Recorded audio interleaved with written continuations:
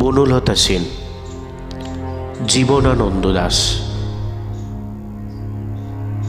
হাজার বছর ধরে আমি পথ হাঁটিতেছি পৃথিবীর পথে, সিংহল সমুদ্র থেকে নিশীথের অন্ধকারে মালয় সাগরে।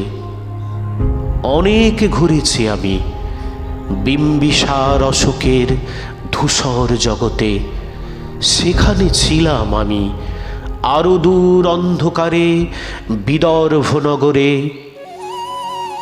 আমি ক্লান্ত প্রাণ এক, চারিদিকে জীবনের সমুদ্র সফেন।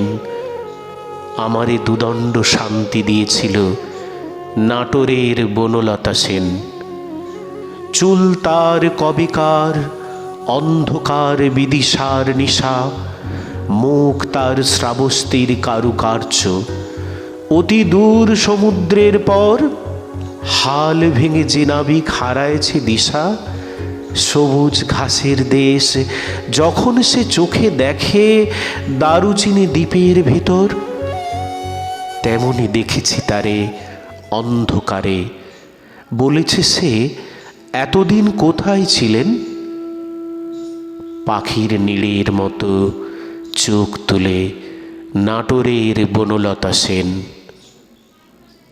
সমস্ত দিনের শেষে শিশিরের শব্দের মতো সন্ধ্যা আসে, ডানা রৌদ্রের গন্ধ মুছে ফেলে চিল। পৃথিবীর সব রং নিভে গেলে পাণ্ডুলিপি করে আয়োজন, তখন গল্পের তরে জোনাকির রঙে ঝিলমিল। সব পাখি ঘরে আসে, সব নদী ফুরায়, এ জীবনের সব লেনদেন। থাকে শুধু অন্ধকার মুখোমুখি বসিবার বনলতা সেন।